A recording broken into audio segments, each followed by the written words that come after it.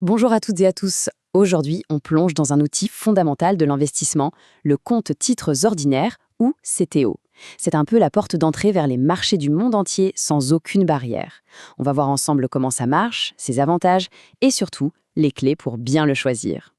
Et cette citation, elle résume parfaitement le sujet du jour.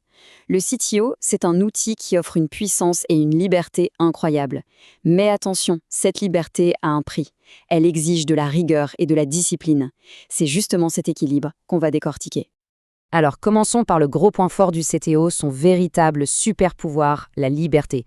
Contrairement à d'autres enveloppes d'épargne parfois un peu rigides, avec le CTO, les portes sont grandes ouvertes sur un univers d'investissement quasiment sans limite. Mais alors, un CTO, qu'est-ce que c'est concrètement? Eh bien, c'est tout simple, c'est le compte le plus souple qui existe pour investir. Il n'y a pas de plafond de versement, pas de contraintes sur les types d'actifs ou leur pays d'origine. C'est vraiment la liberté incarnée pour l'investisseur. Et quand on dit liberté, ça veut dire quoi dans la vraie vie? Ça veut dire qu'on peut acheter des actions d'Apple, de LVMH ou d'une petite entreprise au Brésil, mais aussi des ETF qui suivent le S&P 500, des obligations et même investir dans l'or ou le pétrole. Bref, le terrain de jeu est immense. Bien sûr, il y a toujours un mais. Ce tableau, il montre bien les deux faces de la pièce. D'un côté, c'est génial, liberté totale, pas de plafond, le monde entier à portée de main.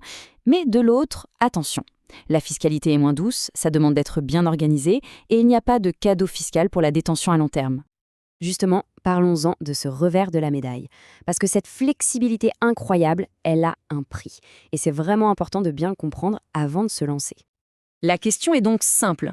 Si on peut tout acheter, tout vendre, quand on veut et où on veut, où est le piège? Quelle est la contrepartie à payer pour une telle flexibilité? La réponse, la voilà. C'est un seul chiffre à retenir, 30%. C'est le taux qui s'applique par défaut sur tous les gains réalisés. C'est le chiffre clé de la fiscalité du CTO.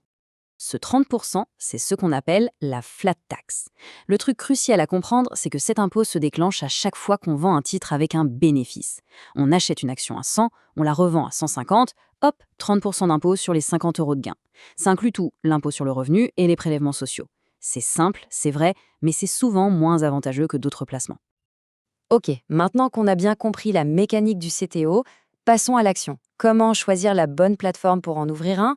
Pour ça, il y a 4 critères, 4 points vraiment essentiels à vérifier. Alors, premier point, la facilité d'utilisation. Est-ce qu'on cherche quelque chose de super simple ou une interface pour experts? Deuxième point, le choix des produits. Les ETF ou les actions qui nous intéressent sont-ils bien là? Troisième critère, très important, la fiscalité. Est-ce que le courtier va nous aider avec la paperasse? Et enfin, le nerf de la guerre, les frais. Et là, attention, il faut tout regarder, même les coûts cachés. D'ailleurs, sur la fiscalité, il y a un truc à savoir. L'IFE, ou imprimé fiscal unique. C'est un document quasi magique que certains courtiers fournissent et qui pré-remplit une bonne partie de la déclaration d'impôt. Choisir un courtier qui le propose, ça peut vraiment éviter un énorme casse-tête chaque année. Pour y voir un peu plus clair, voici quelques exemples. Pour les débutants, des plateformes comme Boursorama ou Trade Public sont souvent idéales, car elles sont très intuitives.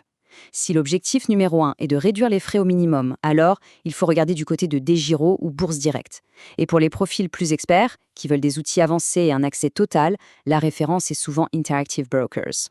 Bon, on arrive à la fin. On a vu la liberté, la fiscalité, comment choisir son compte. Il est temps de tout rassembler pour voir si le CTO est vraiment le bon outil pour une stratégie d'investissement donnée.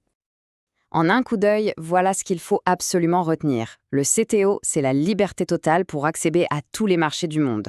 La contrepartie, c'est cette fameuse flat tax de 30%.